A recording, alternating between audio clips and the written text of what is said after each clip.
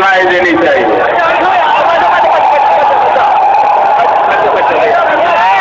भारत माता की, भारत माता की,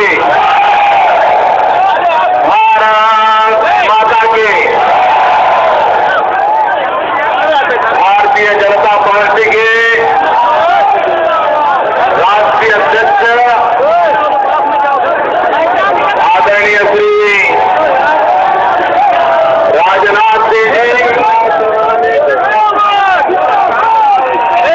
हम सबके सम्मानित आदरणीय कल्याण सिंह जी,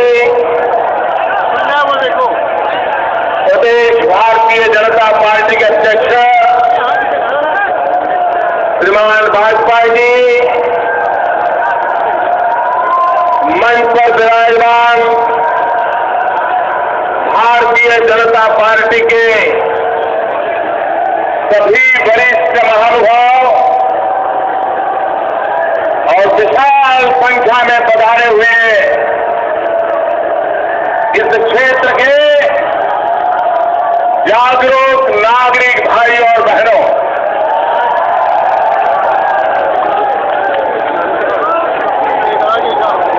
मित्र, चुनाव में सभाएं पहले भी की है, इतनी बड़ी नहीं की है।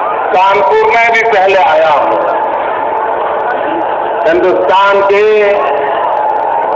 भिन्न भिन्न इलाकों में भी जाता हूं, लेकिन इस चमचमाती धूप में ये जो मैं मानव सागर देख रहा हूं,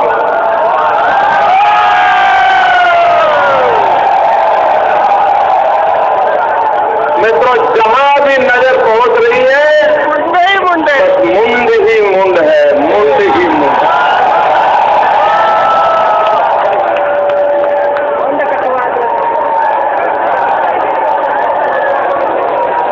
मित्रों,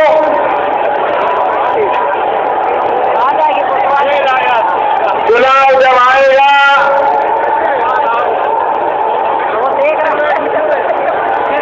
तब तो आप अपना कर्तव्य दिखाएंगे ही, तब तो आप अपनी ताकत का प्रदर्शन करेंगे ही। लेकिन आज मैं इतना जरूर कहता हूं कि कानपुर की इस रैली ने मुझे जीत लिया है।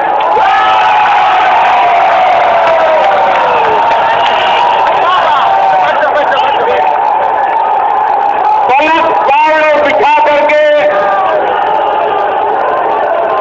ऐसी चमचमाती धूप में आपने जो स्वागत किया है, आपने जो प्यार दिया है, भाइयों बहनों, मैं आप सबका अभिनंदन करता हूं, आपका वंदन करता हूं।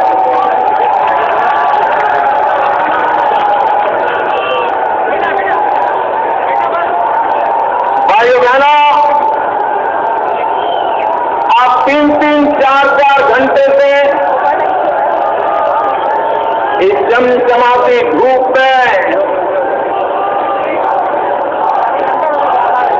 आप तपस्या कर रहे हैं।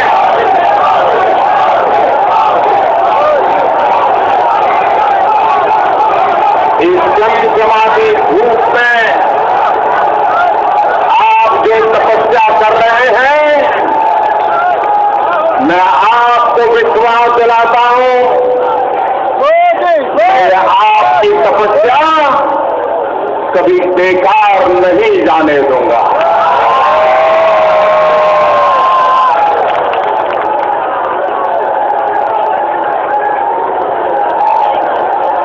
मैं देख सकता हूं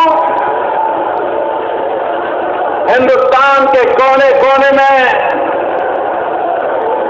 ये प्यार उमड़ रहा है। उस प्यार के साथ इस देश को तबाह करने वाले कांग्रेस पार्टी और उसके के साथी दलों के प्रति जनता जनार्दन अपने गुस्से का भी प्रगटीकरण कर रही है। आप जब जयकारा बुलाते हैं, वो जयकारा देश को तबाह करने वाले लोगों को बदला करने का संकल्प लेकर के आता है।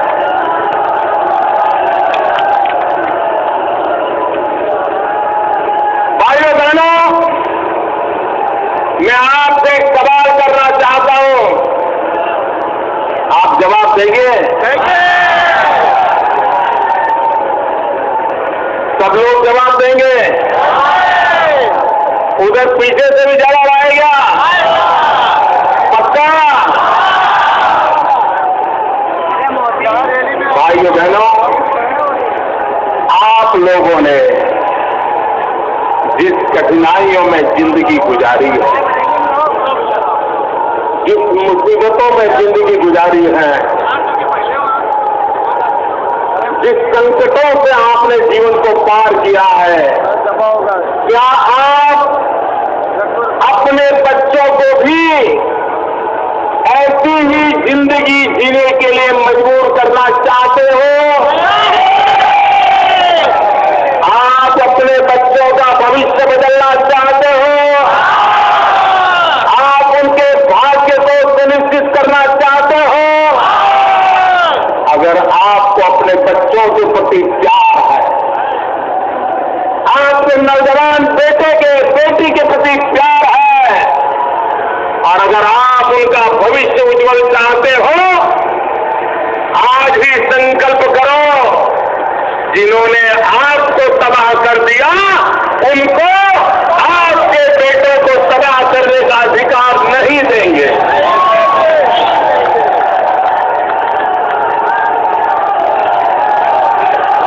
भाइयों बहनों,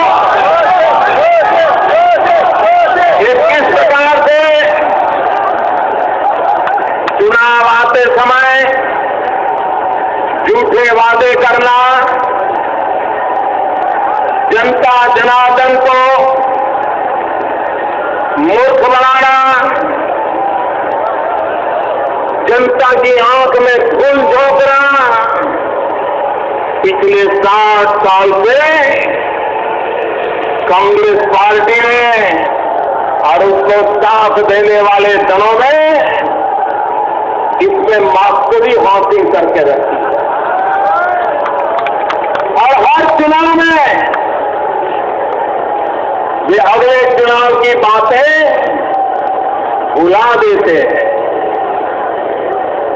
और एक नया सदुपा छोड़ देते हैं। भाइयों बहनों, जब 2009 का लोकसभा का चुनाव हुआ, तब कांग्रेस पार्टी ने 100 दिन में महंगाई हटाने का वादा किया था। मेरा सवाल आपको समझ आ रहा है मित्रों? क्या कांग्रेस पार्टी ने 100 दिवस में महंगाई हटाने का वादा किया था? कांग्रेस ने मैनिफेस्टो में महंगाई हटाने का वादा किया था? महंगाई हटी? महंगाई घटी? महंगाई बढ़ी? जिन्होंने वादा खिलाफी की है, क्या उनका हिसाब चुकता करोगे कि नहीं करोगे? चुन करके ऐसे लोगों को साफ करोगे कि नहीं करोगे? भाइयों बहनों, क्या हालत कर दिया इन्होंने? आज गरीब के घर में चूल्हा नहीं जल रहा, बच्चे आंसू पी के सोते हैं, रात रात रोते हैं, और मां बच्चों की हालत देख करके असहाय होकर के रात भर बिलखती रहती है। ये सरकार जो गरीब के घर में चूल्हों से ढले चिंता न कर सकती हो, आज जिस प्रकार से महंगाई बढ़ती चली जा रही है, मित्रों क्या कभी भैया आपका ये बैनर नीचे रखो, पीछे वाले को दिखता नहीं है, आपका प्यार मुझे मंजूर है, ये बैनर नीचे रखो मित्रों, औरों को क्या पीछे परेशान कर दो प्लीज, जरा इनको समझाइए जो बैनर ऊपर करके बैठे हैं, जरा नीचे करो भैया, नीचे करो बैनर को, मेरी बात वहां सुनाई देती है, हाँ नीचे कर दीजिए, पीछे औरों को परेशानी हो रही भैया।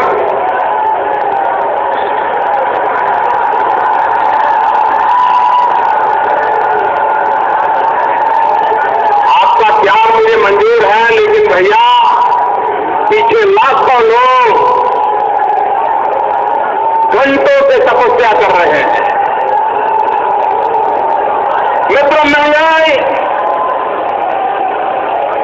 इतनी गरीब को परेशान कर रही है, लेकिन उससे भी ज्यादा दुख की बात यह है कि क्या कभी देश के प्रधानमंत्री ने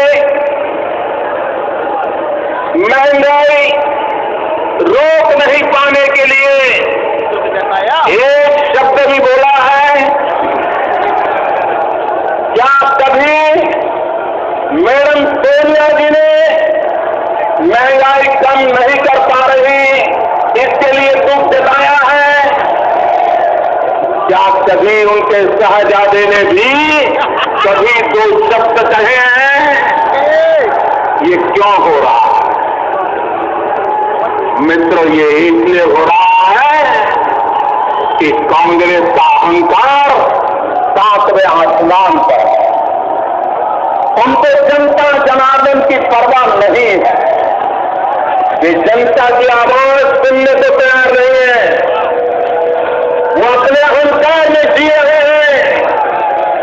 अगर गलती हुई, कमी रह गई, जनता जनार्दन की अपेक्षाओं में खड़े नहीं उतरे, तो कम से कम लोकतंत्र में उनका दायित्व बनता है कि वो जनता के पास जाए, जनता को कहे कि हमने कोशिश की लेकिन महंगाई कम नहीं हुई। लेकिन भाइयों बहनों, ये इनका अहंकार इतना है कि उनको जनता जनार्दन की परवाह नहीं है। भाइयों बहनों, मैं आपसे सवाल पूछना चाहता हूं, जिनको आपकी परवाह नहीं है, क्या उनकी परवाह करनी चाहिए? क्या ऐसे लोगों को सजा करनी चाहिए? और इस चुनाव में ऐसे लोगों को ऐसी सजा करो, ऐसी सजा करो, आने वाले दिनों में सालों तक हिंदुस्तान की जनता के साथ ऐसी बेवफाई करने की हिम्मत इस देश का कोई भी न कर सके।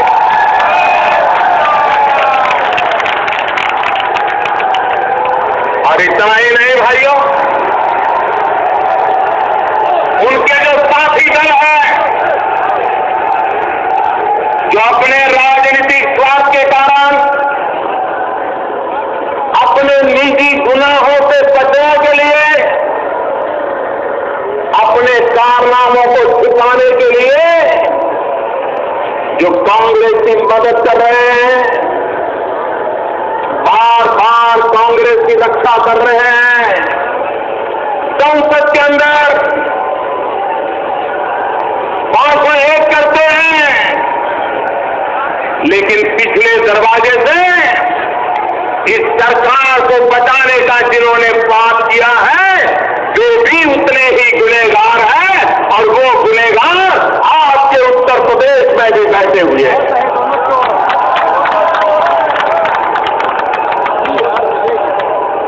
अभी आदरणीय राजनाथ सिंह जी 1857 के स्वातंत्र संग्राम का जिक्र कर रहे थे। यही कानपुर, यही मेरठ, यही झांसी 1857 का स्वातंत्र संग्राम का नेतृत्व इसी धरती ने किया। और हमारे पूर्वजों ने ब्रिटिशरों से हिंदुस्तान को मुक्त कराने का संकल्प किया था। इसी कानपुर की धरती से आवाज उठी थी कि ब्रिटिशरों से हिंदुस्तान को मुक्त कराया जाए।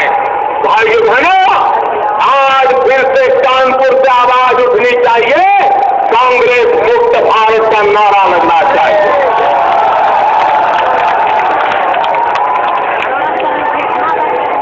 जो स्वराज्य की लड़ाई थी, ये स्वराज्य की लड़ाई है। 7 साल से देश स्वराज्य के लिए, गुड गवर्नेंस के लिए, अच्छे शासन के लिए इंतजार करता बैठा है। लेकिन भाइयों बहनों, अटल बिहारी वाजपेयी के कालखंड के उन 6 सालों को अगर निकाल दिया जाए, अटल जी के नेतृत्व में देश ने जो विकास किया था, उस कार्यकाल को निकाल दिया जाए तो आपको नजर आएगा सिवाय तबाही के इनके खाते में कुछ नहीं आता।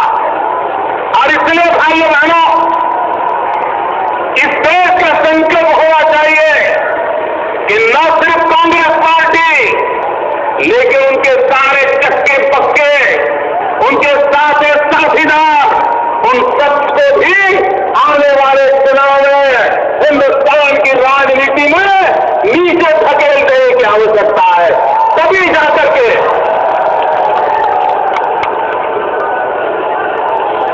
भाइयों बहनों,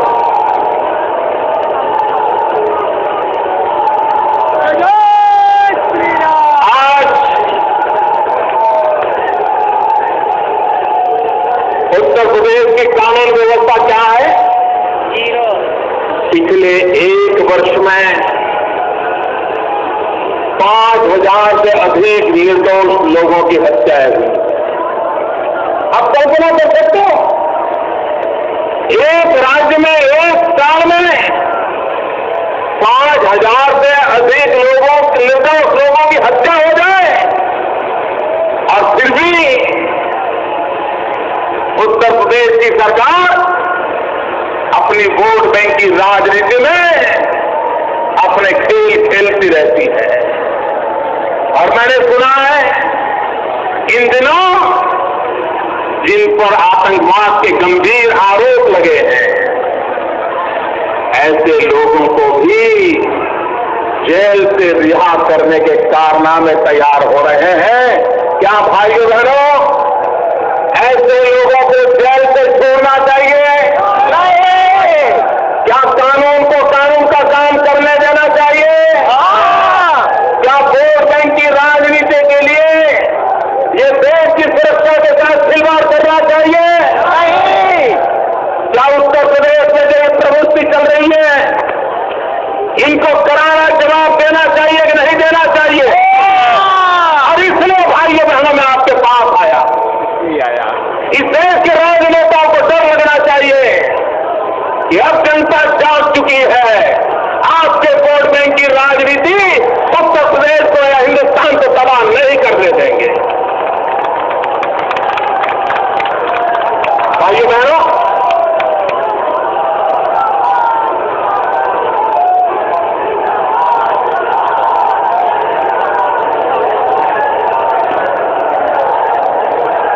मेरे गुजरात में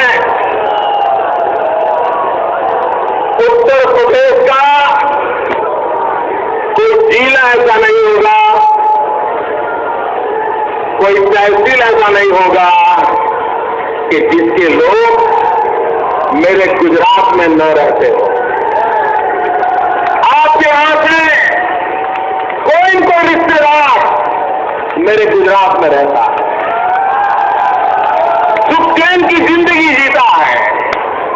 लेकिन भाइयों बहनों, मैं आपसे पूछना चाहता हूं, जो मेरा भाई अपना प्रदेश, अपना गांव, अपनी मां, अपने पिता, अपने यार दोस्त, उनको छोड़ करके गुजरात गया है, क्या उसे अपना गांव, अपनी बिरादरी छोड़ने का आनंद होता है? नहीं होता। क्यों जाना पड़ा? अगर उत्तर प्रदेश का विकास हुआ होता, जिस भूमि में 8 प्रधानमंत्री दिए, 8 प्रधानमंत्री देने के बावजूद भी, और बड़े बड़े दिग्गज लोग यहां से चुन करके आते हैं, उसके बावजूद भी यहां से लोगों को रोजी रोटी कमाने के लिए सैकड़ों मील दूर गुजरात तक जाना पड़ता है।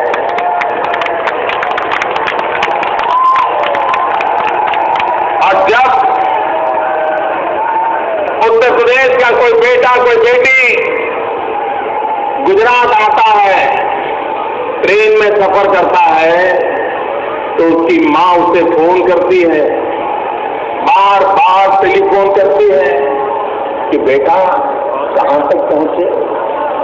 मां को चिंता रहती है कि बेटा ट्रेन में जा रहा है, कहीं उसका लगेज तो चोरी नहीं हो जाएगा, कहीं उसको कोई परेशानी तो नहीं हो जाएगी। मां रात भर जागती है, बेटे को ट्रेन में टेलीफोन करती रहती है और पूछते रहती, बेटा कहां तक पहुंचे, गुजरात आ गया। बेटा कहता है, मां सो जाओ, मैंने सब चीज ठीक ठाक रखी है, चिंता मत करो, मैं जाग रहा हूं, मुझे कुछ नहीं होगा। उनकी मां सोती नहीं है, मां पूछती रहती है कि बेटा गुजरात आ गया। और जब बेटा कहता है गुजरात आ गया, जब बेटा कहता है ट्रेन में कि मां अब ट्रेन बिल्कुल गुजरात में प्रवेश कर रही है, तो मां कहती है, बस बेटा अब मुझे चिंता नहीं है, अब मैं सो जाती हूं, बेटा अब मुझे चिंता नहीं है। उत्तर प्रदेश का मेरा भाई भी गुजरात की धरती में प्रवेश करता है तो उसकी मां चैन की जिंदगी जी सकती है, लेकिन उत्तर प्रदेश में वो मां परेशान होती है कि बेटा शाम को जिंदा घर लौट आएगा कि नहीं आएगा।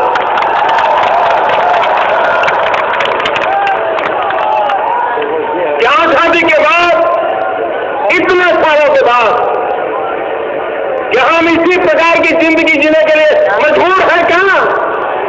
अगर भरोसा करें तो किस पर करें? और इसलिए मैं कहता हूं भाइयों, इन सारी सल्तनतों को उखाड़ फेंकने का वक्त आ चुका है। एक नया सूरज, एक नई आशा, एक नया विश्वास, कमल की छाया में हम इस देश को साका देने की दिशा में संकल्पबद्ध बने, उसका वक्त आ चुका है। भाइयों बहनों, मैं नौजवानों से पूछना चाहता हूं,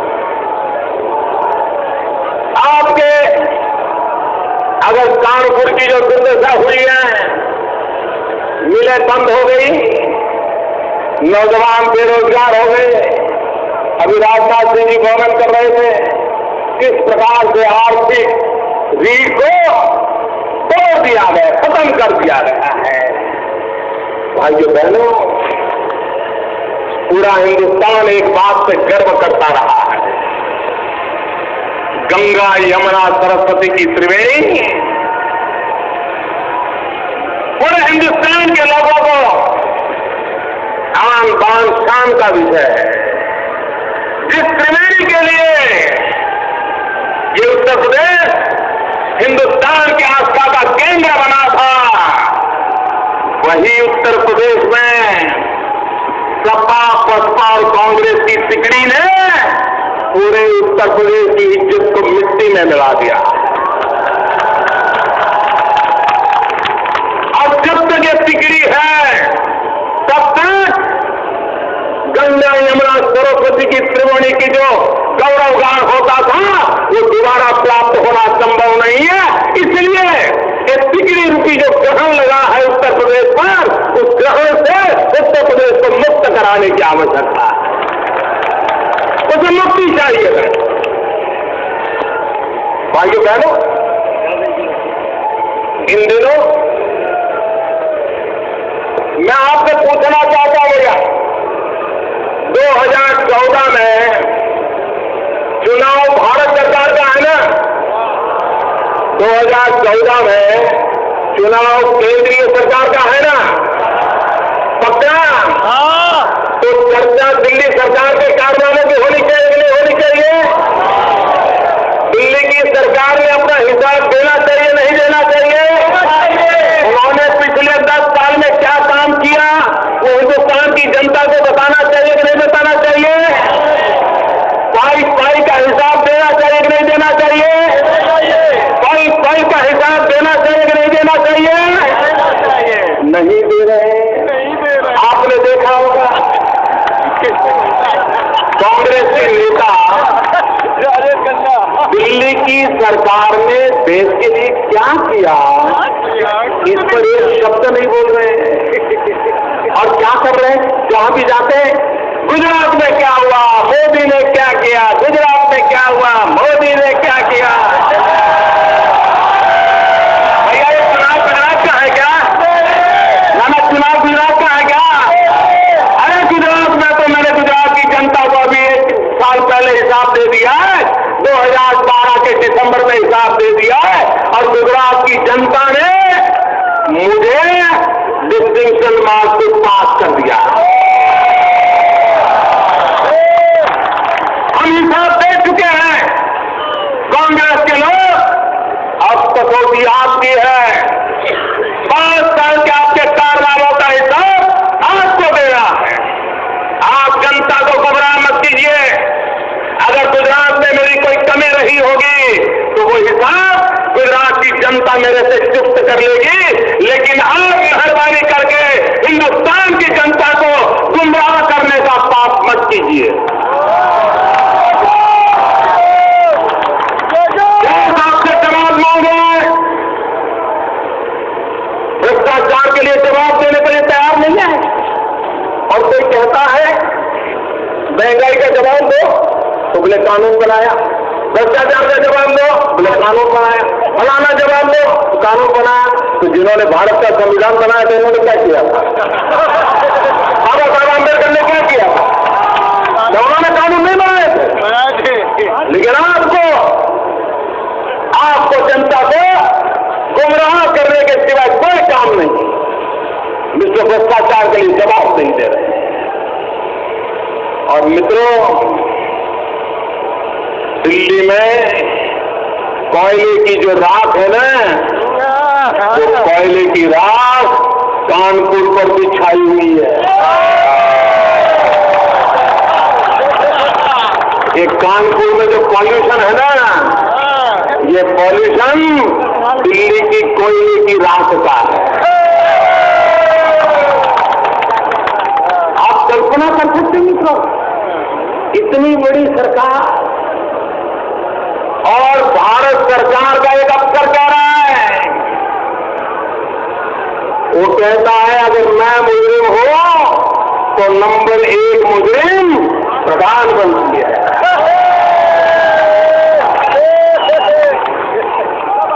भाइयों बहनों, किसी भी प्रधानमंत्री के लिए ऐसे शब्द हमने कभी सुने थे मित्रों? ये कैसी सरकार है? और सुप्रीम कोर्ट में जाकर के कह रही है फाइल खो गई है। अरे मित्रों, फाइल ही नहीं, दिल्ली में तो पूरी सरकार खो गई है। कहीं बड़े सरकार नजर नहीं आ रही है। और मित्रों, कानून उपस्थित है सुप्रीम कोर्ट के दरवाजे पर दिल्ली सरकार के हलफनामे में। बोले फाइलें गुम हो गई होगी, लेकिन हकीकत तो ये है कि आपके कारनामों के कारण हिंदुस्तान की लाइफ खो गई है। हिंदुस्तान की लाइफ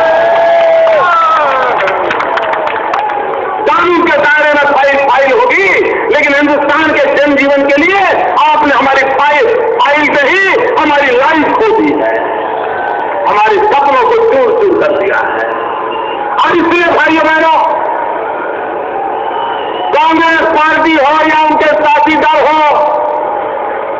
चाहे वो सपा हो चाहे बसपा हो।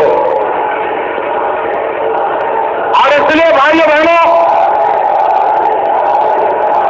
समय की मांग है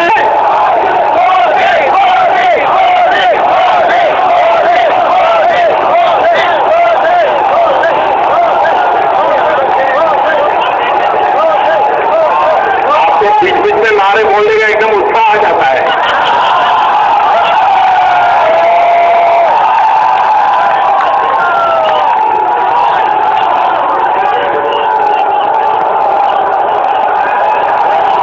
देखो, हमारा गांव, हमारा गरीब, हमारा किसान कांग्रेस के लिए ये सिर्फ मजाक का विषय बन गया है। आप देखिए, कांग्रेस के नेताओं की भाषा देखिए, वो साहबजादे कहते हैं कि गरीबी गरीबी कुछ नहीं होता है। अब हैरान हो जाओगे दोस्तों, ये कांग्रेस के नेता क्या बोल रहे हैं? वो कहते हैं ये गरीबी गरीबी कुछ नहीं होता है, ये तो सिर्फ मन की अवस्था होती है।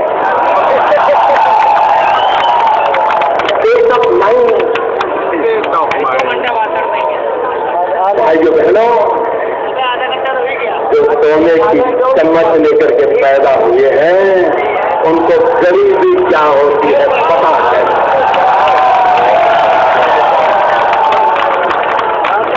जिनको गरीबी क्या होती है वो देखने के लिए पूरे कैमराओं का पूरा हुजूम लेकर के गरीब की झोपड़ी देखने के लिए जाना पड़ता है। और कैमरा वालों को कहा जाता है इस कोने से फोटो लो, इस कोने से फोटो लो, ताकि दुनिया को पता चले। भाइयों बहनों, हम तो पैदा ही गरीबी में हुए हैं।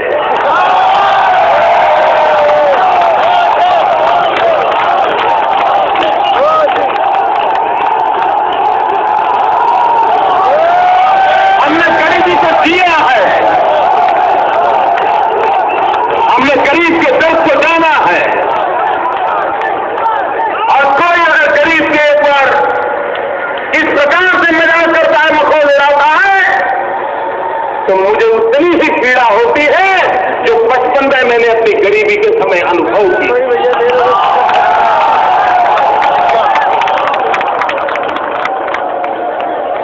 हमारे गांव को नमक छिड़का जा रहा, क्या बातें करते हैं।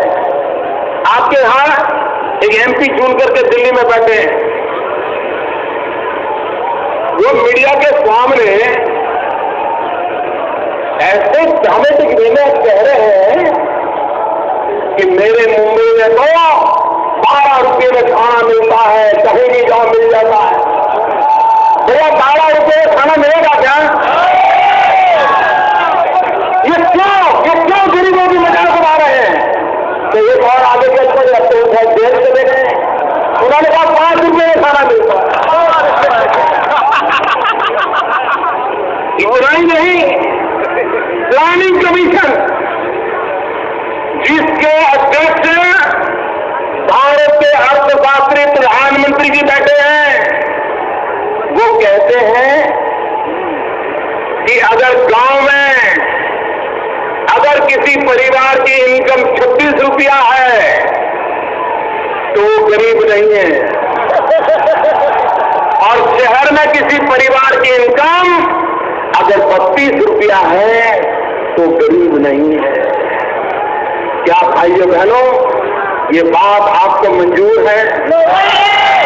अगर इस प्रकार की बातें करने वाले लोग गरीबों का भला कर सकते हैं, गरीबों के घर में शिक्षा पहुंचा सकते हैं, गरीब के माँ बाप बीमार हो तो दवाई पहुंचा सकते हैं, गरीब के बच्चों को शिक्षा चाहिए शिक्षा दे सकते हैं, जिनकी परिभाषा ही ऐसी है, जिनके लिए 26 रुपये की इनकम यानी गरीबी से बाहर आ गया।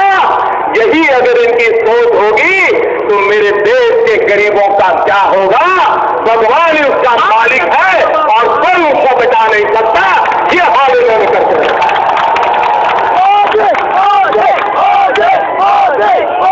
सरकार किसी भी की क्यों न हो,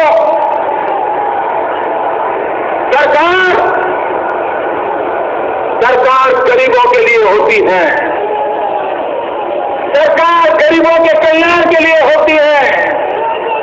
सरकार गरीबों के सुख दुख बांटने के लिए होती है। कोई सरकार अमीरों के जेब में नहीं होनी चाहिए।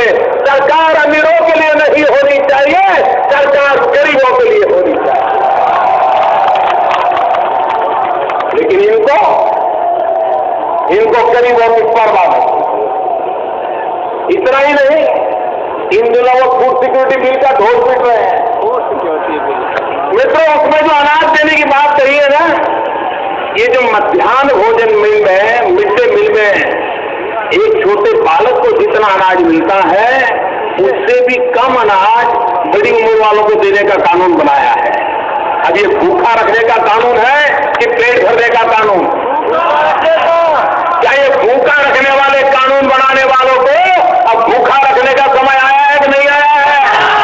इसलिए उनकी सत्ता भूख मिटनी नहीं चाहिए मित्रों, उनको सत्ता से बेदखल कर देना चाहिए और तब जाकर के उनको समझ आएगा कि गरीब की भूख क्या होती है।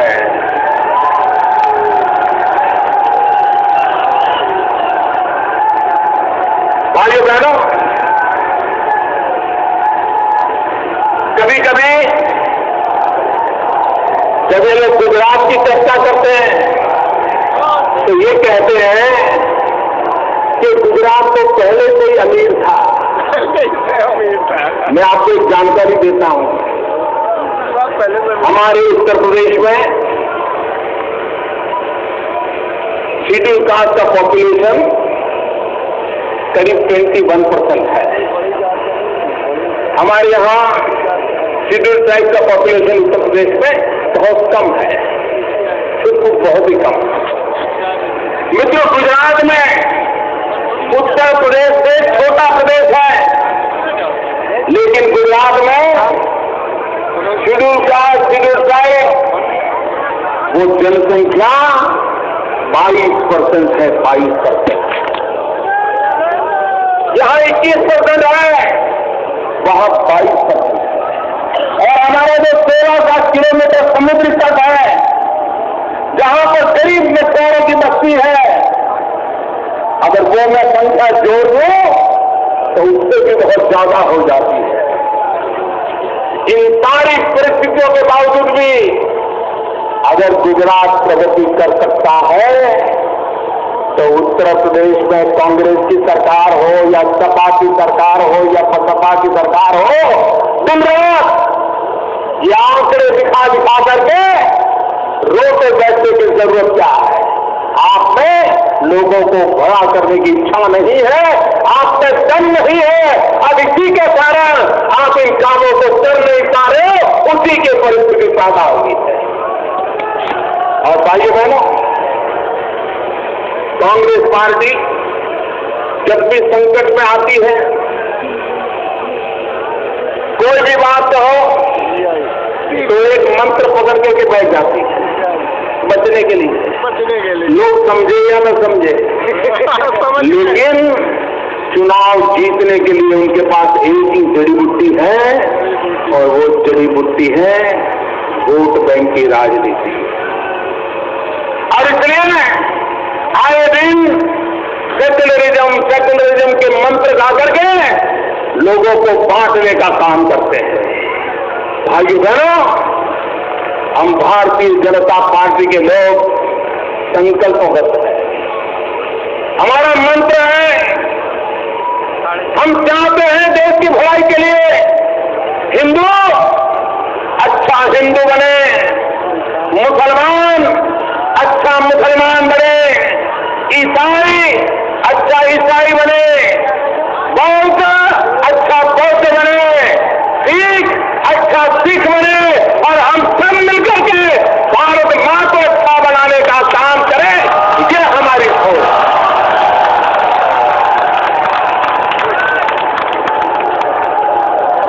भाइयों बहनों, और जब आज भारतीय जनता पार्टी, हिंदुस्तान की जनता ने तय कर लिया 2014 में परिवर्तन निश्चित है। 2014 में इस देश की जनता भारतीय जनता पार्टी को विजयी बनाएगी, ये भी निश्चित है। हमें कोई सुविधा नहीं है। और मैं जब सरकार की बात कर रहा हूं तो मैं साफ शब्दों में सुनाना चाहता हूं लोगों को, सरकार का एक ही मजहब होता है, सरकार का एक ही मजहब होता है, नेशन फर्स्ट, इंडिया फर्स्ट।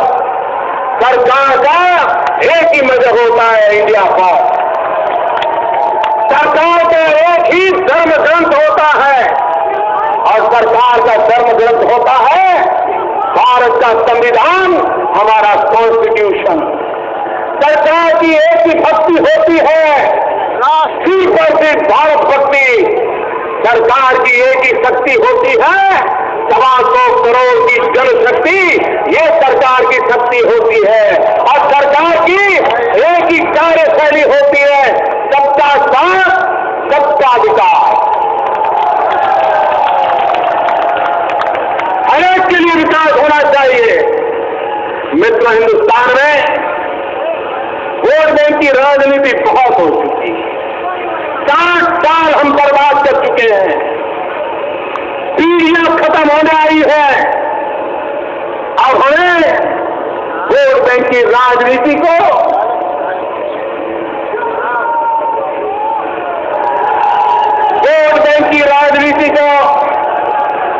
सदा सर्वदा के लिए दफनाना होगा, और हमें विकास की राजनीति पर चलना पड़ेगा। भाइयों बहनों, हम इस चुनाव में विकास के मुद्दे लेकर के आपका समर्थन चाहते हैं। हम देश को विकास की नई ऊंचाइयों पर ले जाना चाहते हैं। हम देश को विकास की राह पर ले जाना चाहते हैं। हम नौजवानों को रोजगार मिले, किसान को अपने पैदावार के पैसे मिले, खेत को पानी मिले, बच्चों को शिक्षा मिले, बूढ़ों को दवाई मिले। ये अगर हम मिनिमम चीजें भी अगर करने का संकल्प लेकर के नहीं चलते तो आजादी के 60 साल हमने बर्बाद किए हैं। और इसलिए भाइयों बहनों,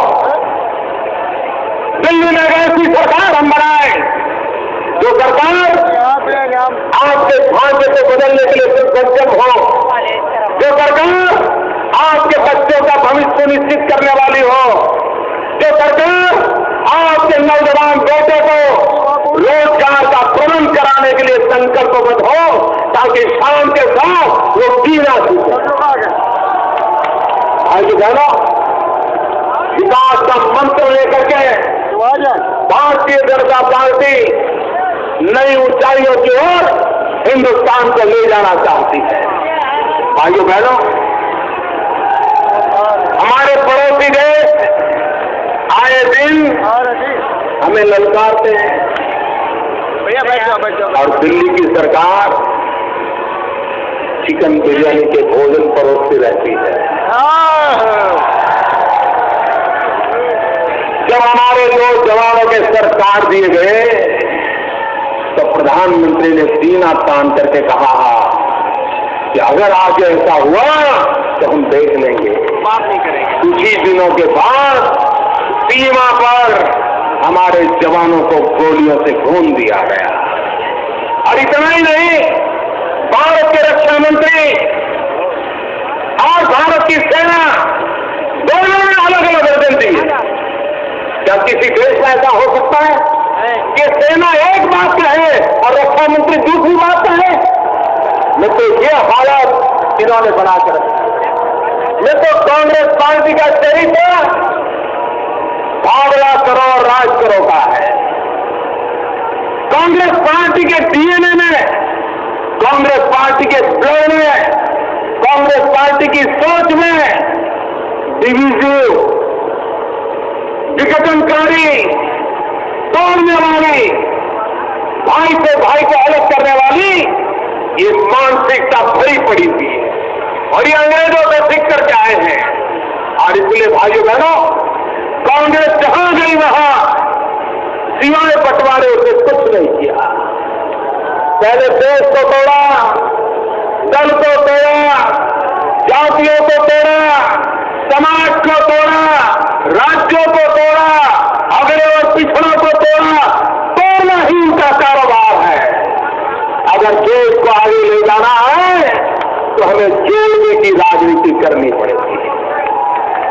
सब समाज को एक साथ लेकर के, हर किसी को जोड़ करके अगर हम आगे चलेंगे तो 2.25 करोड़ देशवासियों की शक्ति हिंदुस्तान के भाग्य को बदलने के लिए सामर्थ्यवान है। और इसलिए भाइयों बहनों, हम विकास की राजनीति चाहते हैं, हम जोड़ने की राजनीति चाहते हैं। हम 2.25 करोड़ देशवासियों की शक्ति के भरोसे हिंदुस्तान का भाग्य निर्धारित करना चाहते हैं। भाइयों बहनों, आज उत्तर प्रदेश के पहले कार्यक्रम में आपने भी जो प्यार दिया है, मैं आपको वादा करता हूं, आपके इस प्यार को मैं ब्याज समेत चुकते करूंगा। दोस्तों, आप जितना देंगे हम आपको सवाया लौटाएंगे। मैं फिर एक बार कानपुर के 1857 के स्वातंत्र संग्राम के वीरों से लेकर के आज स्वराज्य के लिए संघर्ष कर रहे आप सबको बहुत बहुत शुभकामनाएं देता हूं। मेरे साथ पूरी ताकत से बोलिए, भारत माता की। दोनों मुट्ठी बांध करके पूरी ताकत से बोलिए।